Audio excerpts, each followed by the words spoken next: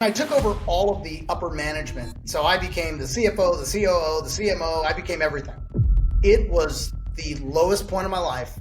It was the darkest moment I've ever endured. Right about December of 2019 is when the crash hit. I just couldn't keep payroll going and got up to about $1 million worth of debt. The Titanic hit the iceberg. That was hard to get through, but I did. I really did something I'd never done before. I tapped mentorship. I asked for help. But you got to shore up right now, and you just got to stop the bleeding. You got to communicate, but don't pay anyone. You have to stop. That allowed us to stop the bleeding, but then comes a whole bunch of barrel of monkeys after that, of course. Imagine being a successful serial entrepreneur who has consistently delivered massive results, like helping over 300,000 businesses get online and generating over $500 million in revenue, only to face an absolute crash, resulting in over $1 million in debt. That's where our guest found himself in 2019, watching his company spiral downwards towards insolvency while dealing with lawsuits and losing key partners. Yet, by making some incredibly hard choices and strategically refocusing on his core strength, he was able to stabilize the company, double his monthly recurring revenue, and then find his next big hit, successfully doubling his overall revenue again in 2014. How did he hold his team together, walk off massive debt, and pivot back to growth when everything pointed towards failure? Welcome to today's episode of Your Business Growth Podcast. I'm your host, Jeremy Shapiro, and my guest today is Damien Zamora. Damien, welcome to the show. Thank you, sir. How are you? I'm fantastic. I'm so glad you can be here. It's been incredible being part of your entrepreneurial journey over so many years and seeing these ups and downs and man, you have been through it. So help our audience rewind the clock. How did you first get started in this whole world of entrepreneurship? Well, let's see. So I've been selling since I could put sentences together. I realized very early on, knocking on doors, selling candy, newspaper subscriptions, and all that stuff, that I was really good at it. And that was kind of the way that my parents kind of kept my ADD in check, was get out there and sell some stuff. And so, as early as I can remember, at 16 years old, started my first business and had my first crash about 6 months after that. But then it was what happened next that changed everything. So really, I started this journey when I was 17 years old in the credit card processing industry, which back then in the early 90s, it was a gold rush. Because if you remember, Jeremy, the way that you used to take credit cards was basically using a knuckle buster and a carbon copy receipt. You'd look in a book to see if the card was good. So what I sold was a machine that would instantly give you an approval and give you money in 24 hours instead of 2 weeks. I could literally go door to door and sell those machines, and it made lots of money. And that's where my journey started. So never looked back. I think I had one job at the age of 15 at Clifton's cafeteria for 2 weeks. And I got fired and realized I was unemployable from that moment on. Oh my gosh. It's so common, I've found, with especially us serial entrepreneurs, that last job was high school era. And ever since, it's just a series of businesses, and that entrepreneurial spirit lives so strong. So bring us forward, Damien, to the Internet Toolbox. You saw massive success with this. What was the Internet Toolbox? What was it like launching nationwide? This was beyond just selling credit card processing locally. You went much bigger. Catch us up to that point. 1996, right? I was grinding it out, 200 accounts a month from these local businesses in Southern California, me and 5 reps. And we drove to lots of miles on that car. We drove to every single business and signed up accounts. And we were doing direct mail strategies to the new business. The people would file a DBA, we'd be in their mailbox. And that's what we were doing. We were grinding it out. It was 1996. I went ahead and put some money for a booth in Anaheim Convention Center at a small business expo. I figured, man, we're going to clean up. Everybody walking around, they need merchant accounts. But nobody signed up. The first day, nobody signed up. And I'm like, this is a waste of money. So the second day I didn't go back. And I left my cards on the table. And that changed my life. That changed my career. That changed the trajectory of everything. We were already making millions of dollars. But what happened was somebody called me on Monday morning from Utah, and they were putting people into a small home-based business.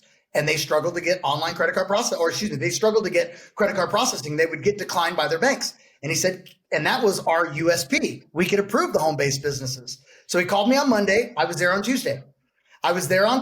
And we did what I would call an embedded partnership. They put me in their kit. I offered them a pre-approval stamp. Basically, when they would sell their business, they could say, when you buy our business, you're pre-approved for a merchant account. So they would get in, they would get to page number 23, they would rip out that application, they would fax it to my company. That's right. Fax it to my company in the mid 90s. We went from 200 accounts a month to 600 accounts a month in 30 days. And then I said, man, do you know anybody else that does what you do? And he introduced me to a guy in Utah, Provo, Utah, maybe 2 miles up the road, named Borges Lamont. They did a completely different business, but they wanted the same offer of being able to offer these pre-approved merchant accounts. And we went to 800 accounts the next month. So really right there, we suddenly went from driving around to everything to 1,000 accounts a month in less than 90 days. And that changed everything financially. And so then what started to happen around 1998, we started losing some of our lead sources because my competitors picked up on this. We were only giving them $100 an account. They started coming in offering $700 an account. And then I would lose lead sources or some would go out of business. And I realized as the internet started coming around in 1997, I started getting into the online credit card processing. And so we created one of the first drag and drop website builders that we actually called Virtual Merchant. And it was connected with credit card processing via Authorized Net or the Card Service Gateway. And that right there was the business. It no longer was just the credit card processing. We created an end-to-end business in a box. And in 1998, started our .com company and realized that we did so well with those lead sources that we needed to create our own lead source. And that was the Internet Toolbox, which really was the first of its kind. It's where the internet meets business opportunity world. And we showed people how to make money online. We put a couple 100,000 people online for the first time in their life with a Earthlink CD. Sky Dayton, the owner of Earthlink back then, I cut a deal. Everybody, I gave them a free 30-day CD. You remember the CDs? AOL did a lot of CDs. And everybody that converted, Sky Dayton from Earthlink would pay us $135 per account that upgraded. And so we had all these different things that we would do. We gave them websites, credit card processing. We had vendors like that were embedded in our product, and we would make affiliate fees. And yeah, I mean, it was just incredible. We had a lot of success with that. That was the impetus, though. It was that we needed to create our own lead source. And since we found ourselves right in the middle of the .com era, with all those emerging markets, with people getting online with their business for the first time in their lives, we took advantage of that opportunity. It was massive. It was fun. A lot of fun. That's so tremendous, Damien. And what I think is really interesting for our listeners, if we sort of double click into that, is a few key things. One, we talk about this in the book, this idea of like knowing who your ideal customer is and buying lists of those. And you were doing that. You were looking to serve businesses. So you went out there and got the list of all those new DBAs or doing business as accounts that were created so you could reach out to them. Now, a lot of businesses don't know where to find their ideal list, but you guys nailed that. And that started to get some early growth. But a second piece there I love is this idea of being in the right place at the right time. And so often when we talk to entrepreneurs and hear about things, there's a plan, there's an intention, but those pivotal moments are sometimes just circumstance. Like you had a business card on the table and the right person came along, which turned into a partnership of a lifetime. That wasn't on a marketing plan, a business plan. You didn't know that would happen, but that was so pivotal. I try to think what would have happened if we never attended that show. I would have never understood what the business opportunity world was. And I'm still in that world today, 25 plus years later. So it's pretty interesting about timing, to your point. Well, I think about events like that, conferences, trade shows, and so forth, where you might have a plan going in and you always should have some kind of plan. But oftentimes what comes out from that is not all what you're looking for. And many times it's way better, but it never would have come your way had you not just put yourself out there and been there. I mean, heck, Damien, when you and I met, we met in a high-end mastermind group, not knowing we were looking for each other, not knowing the relationship that would come from that. But that all came from being in the right room with the right people. And so for our listeners, if you're thinking about conferences or taking courses or attending, trade shows, that is where so many of the relationships you don't plan to find in your life come from. So get out there just like Damien did. Yeah, absolutely. I recommend that 100%. In fact, I think it was about 2005-ish when we met, right? Around there, yeah. Around there. Something else I want to point our listeners to. That's 20 years ago, Jeremy. How crazy is that? It's pretty wild, huh? Yeah, we were yet babies. So, Damien, something else you touched on is that the marketplace started to get more competitive, right? And you guys pivoted, right? As the customer acquisition cost was going up due to competition, you found a way to niche down where the competitors weren't. So you're able to get more business, which is beautiful. And there's so many more points in just that short story you shared with us that we could touch on. But let's keep going on your journey, and we're going to come back to a few of those. Pretty good feeling. So you guys went nationwide and you started using more direct response campaigns, including like long form TV infomercials. Tell us about that sort of broader market approach. Not every business can go big like that, but you guys did. What was that all about? Yeah, because it was a new emerging market, right? People wanted to find out what's this thing of the internet. And I actually I got to give credit to a business partner at the time that created the internet toolbox for consumers. And it really was just to learn how to use the internet. I just imagine this is the first time people are getting on the internet. And so when I came into the picture, I wanted to teach them how to make money on the internet. And that was a whole new concept. And that was something that everybody wanted to learn. And that was a global epidemic. I mean, everybody wanted to figure out how to get online to make money. And so we capitalized on that timing, as you suggested. And, by doing that, we created it so that we could sell more merchant accounts. And, we ended up selling over 50,000 merchant accounts during that time, into the early 2000s. But yeah, I mean, we were in long form commercials, on TV that late night. And we had this nice little red box. And we had the guy from Tool Time, Al Borland, was our spokesperson. And we had him set up in a garage with a big toolbox. And he said, when you want to do business on the internet, you need the internet toolbox. And all you got to do is just pull this out right here, tape your pictures right here, and fax to the internet toolbox, and they'll create your website. I know this sounds crazy to you right now because it's so long ago, but it was the early generation of what this stuff was. And then we had a team in the background, and we had a platform that would create these websites. And here's the thing, it was an opportunity because there was a lot of people that may not have a product or service. And our message was, if you don't have a product or service in mind, don't worry, we've got that covered too. And we did business with a company that had a drop ship white label scenario where they would drop ship the products that you could put on your website. And when you sell those products, they would ship it in your name. So it was an end-to-end solution. Again, started to sell more merchant accounts, wanted to take advantage of timing and the newness of the internet and businesses going on the internet. And we provided a total solution for that. So it was your product if you didn't have it. It was your online presence because we're going to build it for you. And it was the way you're going to take credit cards. A to Z. That's how, and I'll tell you a fun story about that, and then we can kind of move on in the journey. But there was a couple of guys that I remember that from Mo Products, MOW products.com. They're not around anymore. A couple of guys out in Arkansas, and they worked. I had a conversation with these guys. They worked for Lawnmower Blades business, and they slaved 12-hour days. They worked on weekends. They saw my commercial and for $50 bought the internet toolbox. They had their website up online. They found the manufacturer to put the lawnmower blades on, and they had their first six-figure year that first year. So really what this was about, Jeremy, we were changing lives of all walks of life all around the globe. And so I took a lot of pride and passion in that. And still to this day, that's my driving passion today. Damien, a lot of business owners, I think, envision this forever hockey stick curve, that as things grow, it'll just continue to grow forever. And as we know, businesses don't always go that direction. They can kind of go one of three ways, right? So in your business, if we look forward towards 2019, did things keep going on up and forever, or what changed with your business over time? We hit that valley, as you say, the peaks and valleys. We hit a valley in the year about 2005-ish, right about when we met. And that is when I jumped into a whole new world. And that's kind of why we met.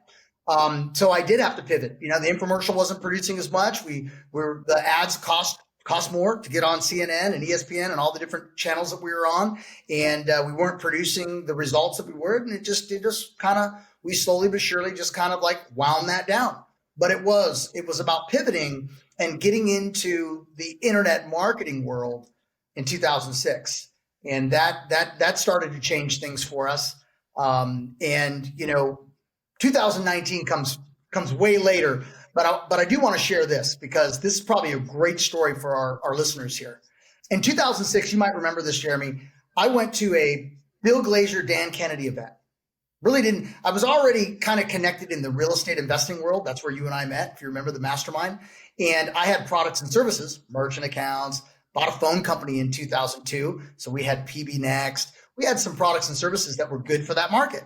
But then I heard about this internet marketing world, and famous names like Russell Brunson and Ryan Dice and Frank Kern, right? I learned those names for the first time. So I went to this conference in Baltimore and I knew who the big players were. And this is a great tip for all of you. I walked right up to these three gentlemen that I did not know. And I basically said, hey, Ryan, I own a phone company. I have an SMS product. And I hear you got a big list. I want to let you use my product absolutely free. And I don't care if you send millions of messages. I said that same thing to the top three guys. And I realized they were the guys speaking on stage. Everybody was goating over them. So I was like, I went to those three guys. And I'll tell you what, I closed 2 out of 3 because how hard is it to sell a platform like that for free, right? But watch what happens with the story. So in 2010, when we started Go Mobile Solutions, that's when I actually had something that a guy like a Russell Brunson or a Ryan Dice could actually promote to their audience. And that's when I went knocking on the door. They had used my product for a couple of years free of charge. They couldn't believe it, by the way. Their response when I said that initially at the conference was like, who does that? And like Russell was like, wow, that's so cool. But again, reciprocity. I came back 4 years later when I had something that I thought would be fantastic. And it was an opportunity of giving people the opportunity to sell mobile apps, native mobile applications to restaurants and chiropractors and doctors, dentists, car dealerships, golf courses, you name it. And that started Go Mobile Solutions. And Russell promoted it to his audience. Ryan Dice promoted it to his audience. And then everybody got in line. And that was a phenomenal couple of years as we kicked off a brand new business. And, the iPhone and the App Store came out in 2007. So 3 years later, here we are, timing again. We're the first to be talking about an opportunity where you're in business selling native mobile applications. And quite frankly, Jeremy, you might remember this. Businesses were looking at it like, what? An app for a business? What? Angry Birds? And it was a lot harder to really sell that concept early on, but it was a great opportunity. And that is the company we still own today. We've gone through rebranding, but that's where it started in 2010. Are you enjoying this episode? Make sure you hit that subscribe button right now. That'll help you get more episodes automatically as soon as they come out. So hit that subscribe button right now. And if you have a minute, leave a quick rating and review. That helps support the show. I heard a few interesting things there for our listeners I want to highlight, right?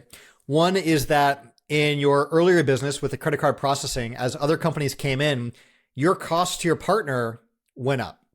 Right. And then in the more recent businesses, your ad costs, those started to go up and the channels you were working with became less effective over time. And we all see this in our business. And that's usually the start of these plateaus is the thing that got you to where you are either becomes too expensive to keep doing or just doesn't scale. And getting out of that is often challenging. And that almost always requires some kind of pivot or doing something new, not just doing the same thing over and over again. So Damien, in your case, you've shared a number of these really powerful pivots, whether it's, creating bundles or launching new products or launching new companies or bringing on newer partners. All this helps you to pivot and get back to growth. So now you got mobile apps out there. All of these things, by the way, serving that niche of business opportunities and helping people to get into business or promote their existing business in a whole variety of ways. What happened to that business? Where did things go? Where did 2019 take you? So we had a great run, right? We built a big community and I'm very passionate about their success. I signed my emails, your success is my mission and always was my mission. And we started getting distracted in 2019 because we were growing. and we were creating more products and diluting our message. And it started to get away from me, and I didn't realize it. It started happening right around 2018. And I didn't realize it until it was kind of a little bit too late. And so if we get into kind of how we kept things afloat at that time with lots of employees, big overhead, we started taking on loans. And, that could be a slippery slope, and merchant account cash advances and all kinds of things like that. And it was in the first quarter of 2019 that, unfortunately I had to downsize. And in 2019 was an absolute bear of a year. And I look back on it now, and it's amazing how we pulled through. But things don't, the lessons that we learned there is things don't always stay the same, and things will 100% inevitably change. And you got to be ready for it. And we weren't ready for it, at that moment. So what was that spiral like? We hear some of those earlier indicators, for example, borrowing and investing and pulling cash from other places, not to fund new growth, but just to fund overhead, right? Where did that spiral take you? And, how did you find yourself at the lowest point and start to climb your way back out of that? When I took over all of the upper management after the first quarter of 2019, so I became the CFO, the COO, the CMO, I became everything. And I kept a really core group of people that stayed with me, and some are with me today.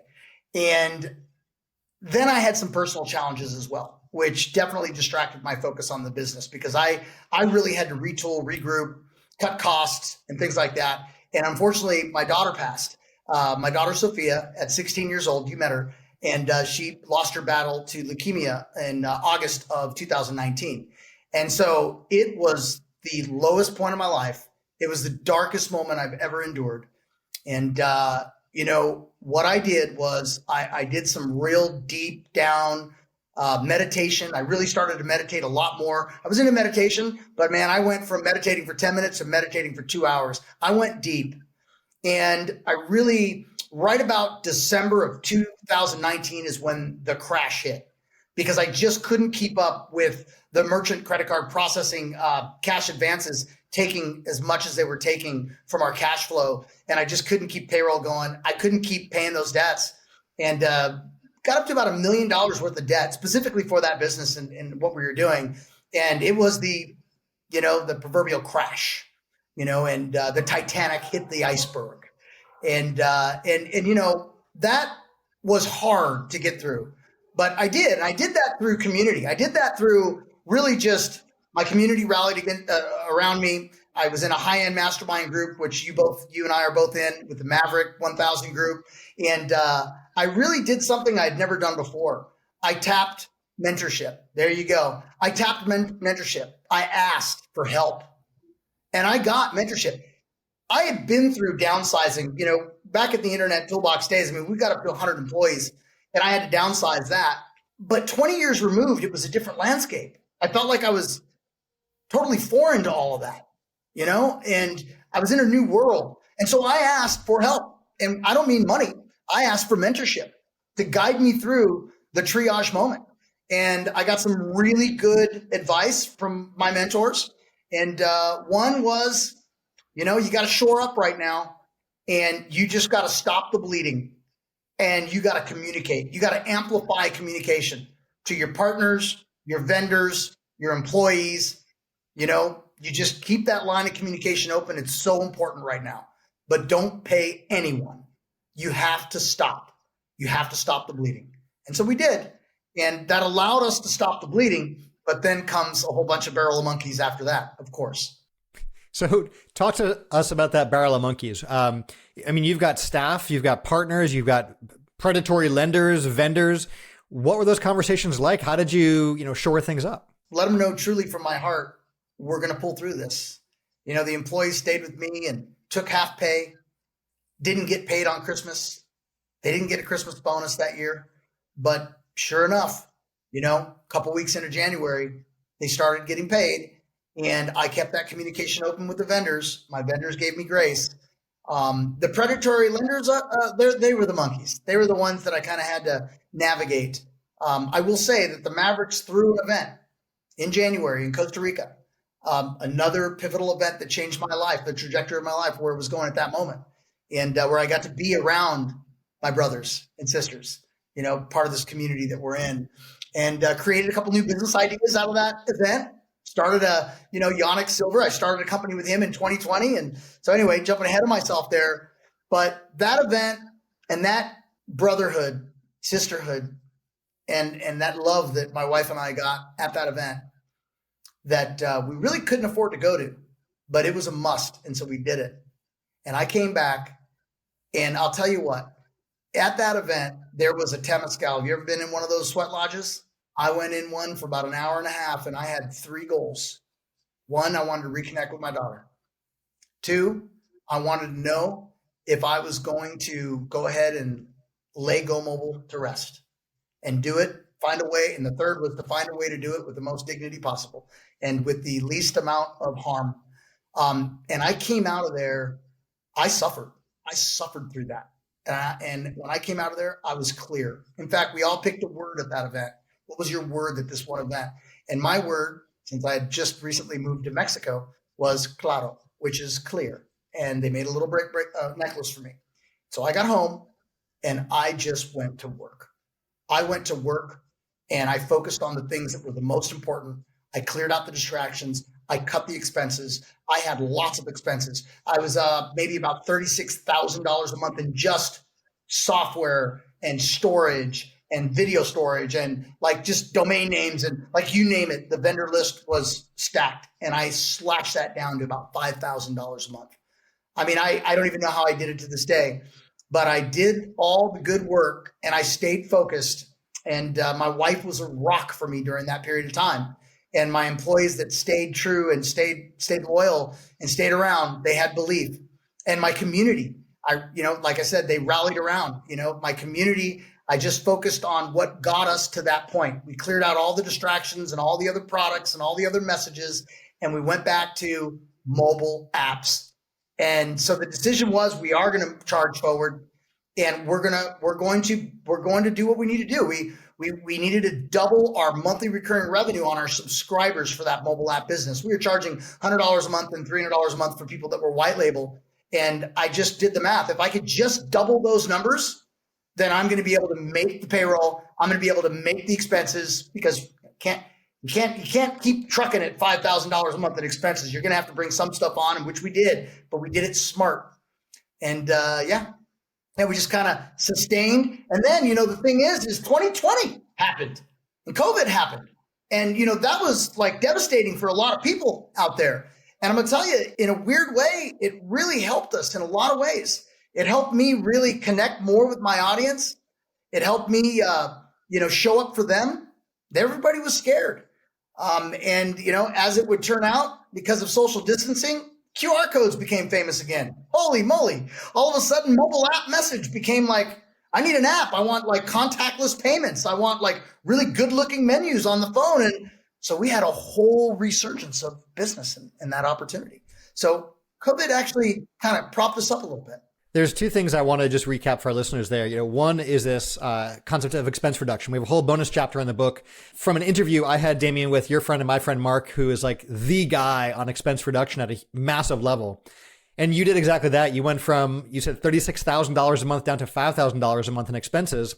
Many of us don't realize all the expenses that keep creeping into our business that just get paid and we don't think twice about, right? And one of those big strategies is going through and looking at your expenses, because profitability you can impact by raising revenue, right? Raising prices, raising profit margin. You can also raise profitability by reducing expenses. And so you really attack that on both sides, on the expense reduction massively, but also on this doubling down and really focusing in on the mobile app model. I want to double click into that a little further and talk about what you did to double the revenue on that particular business. What was the strategy you used to 2x? Okay. So first I'm going to address the expense reduction part, because this is a great tip for our listeners here, is most people have all their vendors on credit cards or debit cards, your actual company operating account. Cancel the cards, 100%. Because now the ones that you want to put back on the card, they got to really be worth it, right? And so that is a quick fix. Now, to your question, mobile apps is what got us to where we were, and we had most of our success. even though we were launching 2 products a year that were going off in different directions, for a good 12 plus years there. And so the focus was on the product, the solution, the opportunity that is the mobile apps. And we just started going live and bringing the community together, doing content pieces every Friday so they'd have a place to go and hang out. And so what happened was I got more loyalty from my audience. We were able to take that monthly recurring revenue and double it, because that was my target. If I could just double that. And so the main answer was focus. If I continued to distract our community with multiple messages and different products, I wasn't going to double the recurring revenue. That was my best asset that could create sustainability. And when we did that, it helped us to sustain through 2020 and 2021. And then we started to get on that growth path again. So that's why it was so important. And the verb was focus. Yeah, and that ties right back to the word that came out from the HUD as well, the claro. You had that clarity, that focus, and really dialed it in. So when you and I have talked about what you did to pivot and get back to growth, you used so many different strategies to impact the F, the A, and the Q lever in that formula. But Clara, focus, dialing in on one at a time. How did you choose which strategies to implement first and which ones to implement later and which ones to not implement? It was actually pretty easy, right? Since my focus was on the recurring revenue, which was $100 a month payments and $300 a month payments, every time I went live and would do a webinar with my community, I was talking about that and letting them know how, yes, we started in 2010, but here we are 10 years later in 2020. And I would always say this message. I basically said this message for 15 plus years now. It's never been a better time to be in the business of mobile applications than right now. And that was so true in 2020, all over again. And so it was a little bit easier for me to really hone in on that focus, kind of propped up a little bit. But yeah, the frequency of if it did not offer recurring revenue, it got no attention. Everything we sold had recurring revenue, and we wouldn't entertain anything else. And for the first couple of years there, it was just all about the same message about mobile applications. So again, focus, and then getting down into what mattered most, which was to beef up the recurring revenue and also to keep my customers for longer. And the way I did that was deliver more value, deliver more value, deliver more value. When I look back just at a couple of years prior, right before things started to slide, we had lost a lot of that. There was a lot less value, a lot less time with the community, a lot less content delivery, and I'm not really proud of that. Things were just growing and getting big, and, they saw the rawness. The community, I got to give it to them, because they saw the true passion for their success and the focus, and they focused on their business. They started to focus, and then they started having more success, and that'll keep them around longer. Right? They'll continue to pay their monthly subscription fees because I continue to surprise and delight them with value. The industry term for what we're talking about here for our listeners is churn, right? The customers you're losing that are on your recurring revenue, and how to reduce churn. In the book, actually, Damien, I call you out in your businesses and some of the strategies that were used to reduce that churn. You touched on a few of these just now. Can you share a bit more about what you were seeing churn-wise and how you're able to retain and keep some of those recurring monthly members with you for even longer, in turn increasing that customer lifetime value? Number one, don't let them forget about you. Be in their inbox every day if you can. Every day if you can. And number two, don't always be selling. I know that there's a famous quote, ABC, always be closing. No, take a different approach. Always be delivering value. And that was it. Right there. Just don't let them forget about you. And when they interact with you, it's value. And, that gives them hope. That gives them confidence. That helps their journey of success. It gives them inspiration. And that's it. I just bleeding passion. And I think that's how I affect churn. And so of course we've got to deliver what we say we're gonna deliver. And of course we got to deliver timely and all those things that are the basic principles of keeping a customer happy. But I went over and above. I wanted to surprise and delight and just didn't let them forget about me. And every time they thought about me, it was positive, right? Like I'm in their inbox, I'm giving them motivation and giving them, reminding them of their why, why they decided to start their entrepreneur journey through content and focus and value. That's how we combat churn. What I'm hearing there, Damien, is you always want to be delivering that value and staying present and top of mind. And one of the ways I think you did that is on the content side, the happy hour series. So content is a strategy we talk about often, not just in terms of finding new leads and increasing the quantity of customers, but increasing the value of that relationship with your existing customers, prospects, and so forth. Walk us through what that happy hour series was and how content really helped you out in terms of nurturing and providing that value. Yeah, great segue there, because back to the COVID, one of my peers had a happy hour, literally, and it was on Zoom. And he sent a message out there and he said, hey, you know what? I can't go to the bar, so I want all my friends to come hang out with me, and we're just going to shoot the shit, and we're just going to, talk. And it was because Friday nights, and it was Friday nights. So I did that, and it was a couple of late nights because we couldn't go out, right? We were all, and I said, you know what? I need to do this for our community. And I called it the Happy Hour Series. And it wasn't about drinking or anything like that. It was about come and network together, have your cameras on, meet your peers, get value. Me and the staff will be on there delivering value. And that's kind of how it started. And we went till 3:00 in the morning a couple times. And people were like, please keep doing these. Well, it wasn't till about a month in, maybe a month and a half in, after about 6 weeks, every Friday, I started realizing, you know what? I want to start bringing on guests very similar to this right here. And you were one of my guests. And like the names that I mentioned earlier were my guests. And, my goal was to try to pick the people that I thought would deliver the most value and meet our community where they were at and would be timely messaging. So we had branding experts, we had sales experts, we had, you name it. We did it every Friday. And you know what? When I look back, it was wild because we did that for before you knew it, it was 3.5 years had gone by.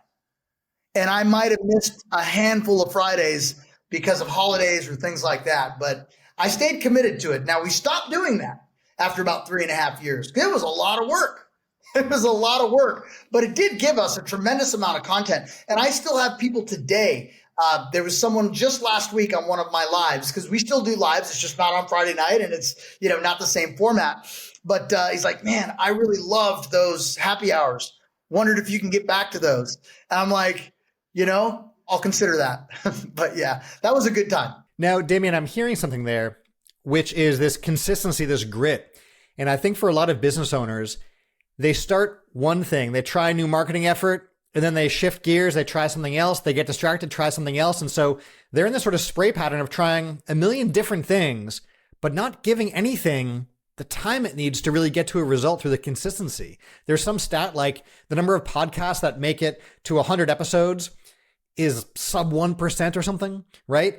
Yet the consistency is what really builds the audience and builds that platform, or the number of folks who, stick with really any of these different marketing initiatives is so low. And yet you created this happy hour series, not as a sales channel, but as a way of creating content and keeping the community together.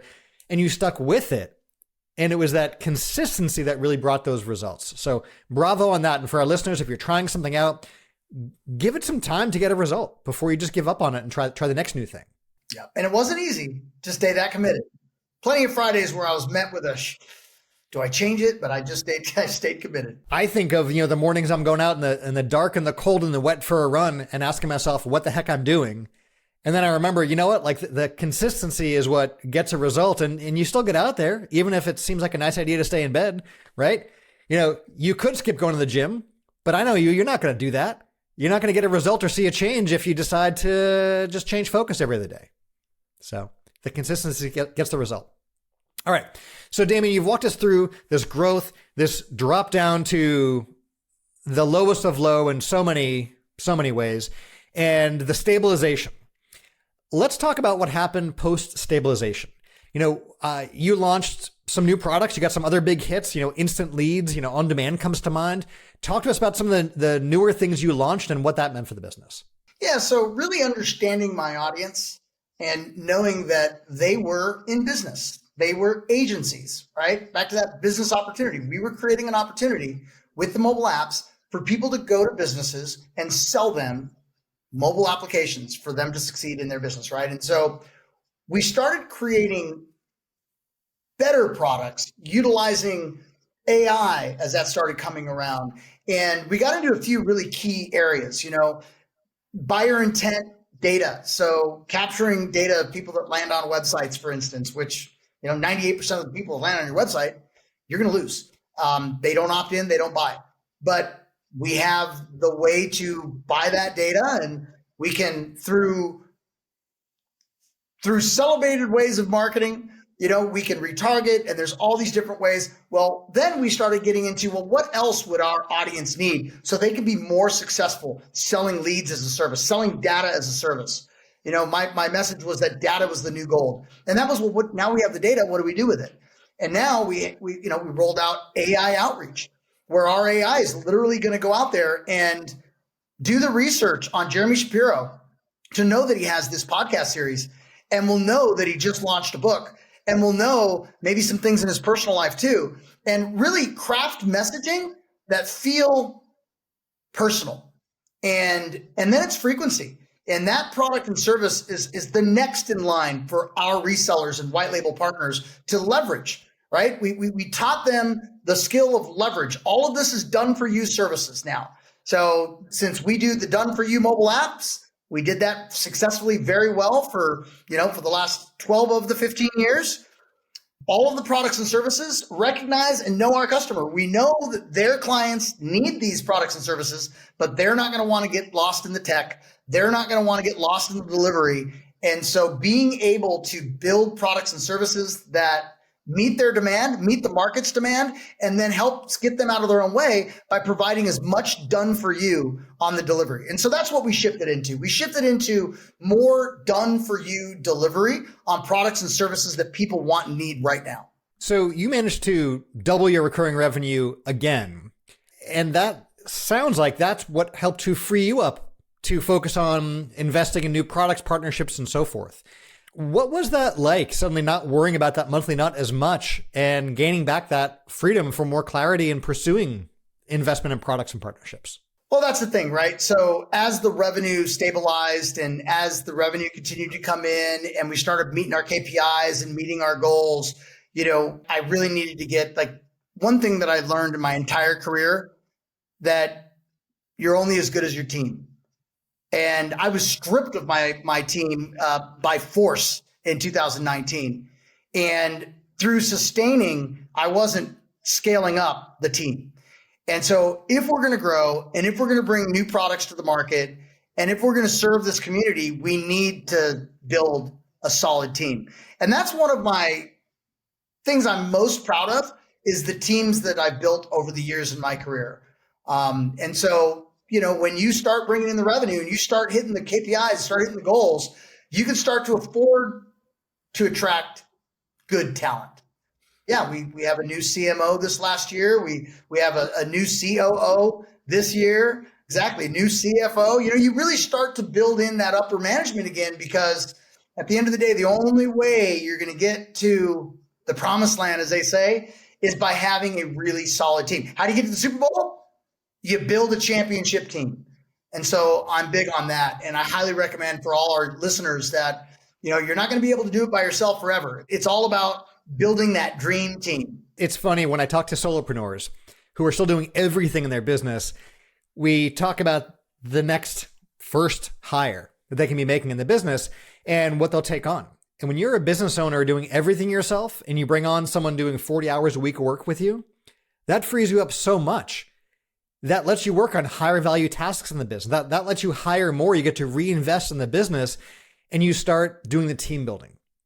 And at a higher level, like what you're talking about, Damien, now we're talking like the C-suite hires, who you bring on to actually run the company and oversee various big things within the business. And that's not just a new product or new marketing. That's now building team. And that absolutely is something to be hugely proud of. So Damien, if you're talking to an entrepreneur in their journey, facing some of the challenges that you faced, getting stuck, not knowing how to get through it, what advice would you have for them? This might seem basic, but it truly is what set me free, is develop a routine. And for me, it was daily exercise every single day, consistency.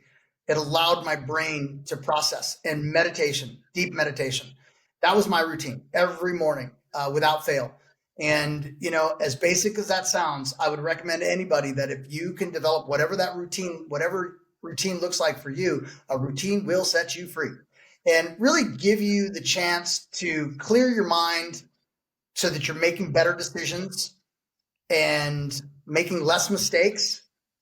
And you're tapping into creativity that will allow you to structure more deals, create new products, chart new territory. And so that's the first piece of advice that I would give anybody that really needed to dig down and pivot, is to develop a routine that you can stay married to and be consistent. Now, is that the same advice you'd give yourself? Like, knowing what you know now, looking back at where you were, what would you do differently? I wouldn't really change much of what I did coming out of that 2019, because we stayed in business, we sustained, and we started to grow, and we're here today.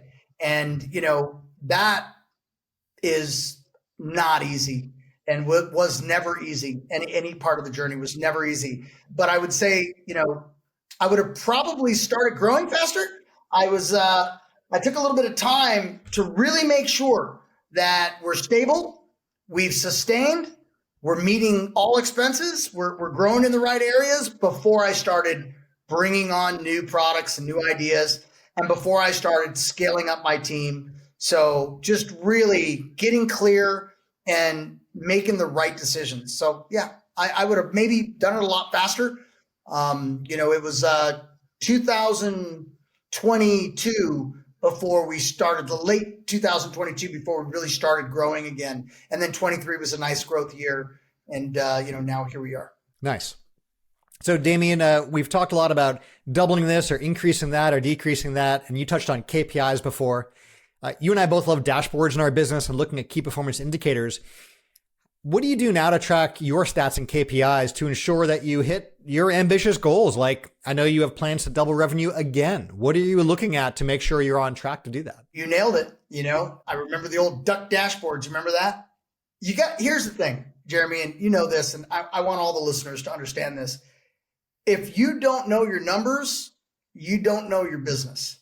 And, it's real easy for things to get carried away. And, where you've overcommitted and where you then start like taking the sacrifice. You got to pay everybody first, pay yourself last. And that can hurt. That can hurt. So it's really about knowing your numbers, knowing what it's going to take before you bring on new salary.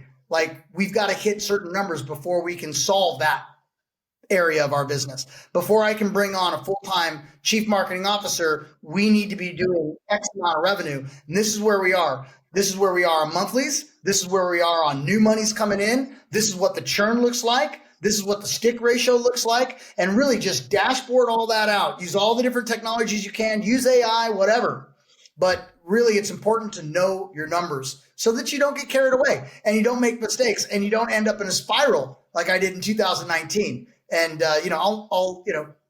my goal is to never be in that position again. And one way of ensuring that is to know your numbers and know them daily, be able to pull them up on the fly and be able to make the adjustments in the operation. For instance, if the churn is starting to creep up, then that's what you need to address. And that's what you need to work on. And so that you can keep your customers around longer and find the things that you need to do that. Do more content, do more value, surprise and delight them. The timing of when you're in their inbox, the timing of when they get to hear from you, all that is important because we have to address churn. Well, maybe it's not churn, maybe it's new revenue. Well, then that's what the team needs to focus on. It needs to be an all hands on deck to address the area that needs the most addressing. You're touching on something we talk about a lot, which is this whole theory of constraints. You look at where that constraint is, what needs the attention now, that gets the attention till it's no longer the biggest constraint. Then you move on to what is now the new biggest constraint, and you just iterate and do that again and again and again. So to recap for our listeners, Damien, you moved from being over $1 million in debt and facing business insolvency to successfully cutting expenses and motivating your team, intensely focusing on doubling your core recurring revenue, which ultimately financed new growth hits, allowing you to double your overall revenue again and focus on continued scaling. Is that right? That's correct. Love it. Damien, thank you so much for joining us today and sharing with us so much of your journey from the highs to the lows to the even highs. This has been fantastic. I love being a part of your journey and seeing your journey over all these years. You are such an incredible entrepreneur, business person, and human, and it's really great to connect and share your story and more of what you've been doing with the world. Thank you, Jeremy. I really appreciate it. I appreciate being here, and I appreciate our relationship for so many years, over 2 decades now. And thank you. Thank you again. I share the story often when we talk about like mastermind groups that when I joined the group where you and I had met up, there were promises that were made to me about what we get by joining that group. The reality is we never got the deliverables that we were promised. But what I did get was worth so much more than that. And the relationships that came from that are some of the very few people who, when I see their name or their face on my phone, are the calls that I take. And I'm proud to say you are one of those people that I met in that room that to this day, like my face lights up when I see it's you on the other end. Because I've not had a phone ringer on my phone ever. Since my first phone in the 90s, I've never had a ringtone. So when I see your name or your face, you're one of those people who I'm like, I'm so glad it's you. And that's only because we happened to meet by putting myself out there and trying something new. And I love that we did that. So thanks, Damien. Thanks so much for listening. Quick reminder, hit that subscribe button right now so you can get more episodes when they come out automatically. And remember to leave that rating and review right now.